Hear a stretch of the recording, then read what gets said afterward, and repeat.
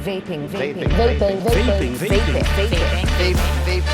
is what vaping is, essentially. It's like e-cigarettes, and it is extremely popular. How did e-cigarettes become so popular on the streets? Well, their journey to the top was pretty much like regular cigarettes, but it takes pretty interesting turns. Let's get into the obnoxious rise of vape or vaping culture.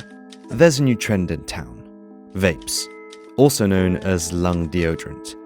And you know, they're becoming the cool choice for modern nicotine lovers as traditional smoking is on the decline. Some studies show that vapes might be a more effective way for long-time smokers to kick the habit. But hold on, pal. The vaping debate is on, with health experts not all on the same page. Let's clear the air, crack a window, and figure out how we got into this vaping craze. Vaping isn't as new as you might think. People have been trying to make e-cigarettes since the 1930s. Throughout the 20th century, inventors tried to get folks to puff on a digital stick, but it didn't really catch on until recently. For example, back in 1997, there was this weird nicotine tampon inhaler thing in the US, but it didn't last long. The real deal came in 2003, when Han Li, a Chinese pharmacist and lifetime smoker, created the first legit e-cigarette called Ruyan. He launched it internationally, and it hit the scene at just as many places in Europe like the UK were saying no to smoking in public. At first, e-cigarette ads were all about freedom. Smokers reclaiming their right to blow smoke, well, not really smoke, into people's faces. You see, e-cigarettes were this new thing. They didn't produce smoke or vapor like regular cigarettes. Instead, they heated a liquid, turning it into an inhalable aerosol. It was a bit of a workaround, but it worked for a lot of folks. People bought into the idea that e-cigarettes were more than just a nicotine fix. They were pitched as powerful tools to help smokers quit, providing the same ritual and feel of smoking, but supposedly less harmful because no tar meant no cancer. But not everyone was on board. In 2008, the World Health Organization said, hey, these aren't legit tools to quit smoking. Bans followed in Canada and Hong Kong, and there was a moment where US Customs wasn't too keen on letting them in. While health nerds were arguing, regular folks were changing the conversation around vaping. And then, the vape culture era kicked in. The first gen vapes looked like regular smokes, but round 2 brought in these larger steampunk-style gadgets that were not only customizable, but also unleashed hefty clouds of non-vapor. Perfect for those who enjoyed basking in their own breath, you know? Vape culture, like a sudden funky smell in a crowded place, just spread everywhere. And where did this vibe really thrive? At vape conventions. Imagine a place where liquid flows freely, the air is charged with strawberry excitement, and the grand finale often involves a massive group vape on the expo floor. Now, here's where the showmanship comes in. Vape tricks. From the face prison to the double nostril smoke sneeze, enthusiasts turned blowing clouds into a full-on performance art. Then there's the cloud chasing scene, where vapors compete to see who can blow the biggest, densest, and girthiest plumes. Thousands attend these events, chasing both glory and cash prizes for their lung capacity skills. But in 2012, the party got a little too wild. Some vapes started exploding, usually because users were messing around with batteries or risky mods. Time for a vape facelift. And guess who stepped in? Big Tobacco. Around 2013, companies like British American Tobacco and Pals decided they wanted in on the vaping action. They bought into major vaping companies, making it look like they cared about helping folks quit smoking while still raking in the profits. Quite the plot twist, huh? So, Big Tobacco, led by brand return of Big Becky, saw a golden opportunity to shake things up. They wanted to dodge those annoying anti-tobacco ad laws that had been cramping their style for 4 decades.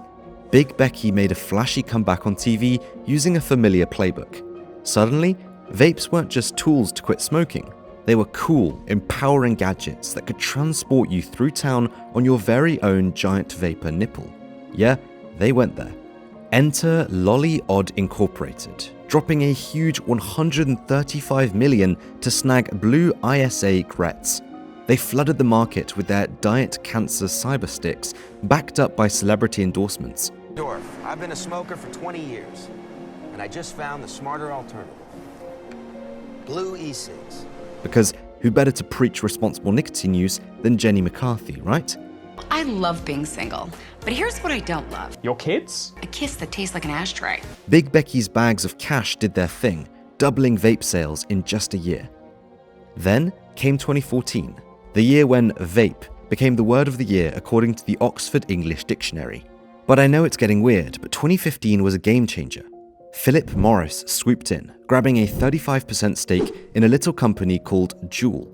With its sleek design and pen drive-like subtlety, Juul took over, accounting for a whopping 3/4 of all e-cigarette sales. It had that incognito vibe, making it a hit. Here's the twist. Juul, like semi-automatics, gave users a bit of an ego boost. Unfortunately, America struggled to keep these Juuls out of schools. Young folks, especially those who never touched a cigarette before, fell for it. Thanks to Big Becky's early social media campaigns, which also were under investigation, Juul became a sensation. Even though they had to pump the brakes on these campaigns, the damage was already done. And vape tricks became the internet's go-to for views, minus the cats or fake girlfriend death pranks. In 2018, high school vaping shot up by a whopping 78%, with many teens clueless about the nicotine in these products. That's a shocker, right? Because of Juul and Big Tobacco, vaping went mainstream, no longer just for those quitting smoking or Fred Durst lookalikes blowing fat plumes. It became a legit lifestyle product, safer than cigs, but still not good for you. And guess what? Innocent kids got in the mix, and anti-vape activists kicked into overdrive. They even made a wild anti-vaping commercial, suggesting vapes could give you a face snake terminal case. Yeah, extremely much? But, surprise surprise, in 2019, vapes started causing deaths. Death has been linked to vaping-related lung illness in Illinois. Experienced a lung injury due to e-cigarettes or vaping. Vaping-related lung illnesses popped up, and people were scared. It even got its own fancy acronym, Valy. Seriously, who came up with that? But here's the twist. After a detailed study, it turned out it wasn't regular vapes causing harm. It was unregulated THC heating pens. Suddenly, weed was in the hot seat, specifically a compound called vitamin E acetate in these unregulated pens. Wait though, vapes aren't completely safe, but studies have shown they help people quit smoking? They just went too mainstream too fast.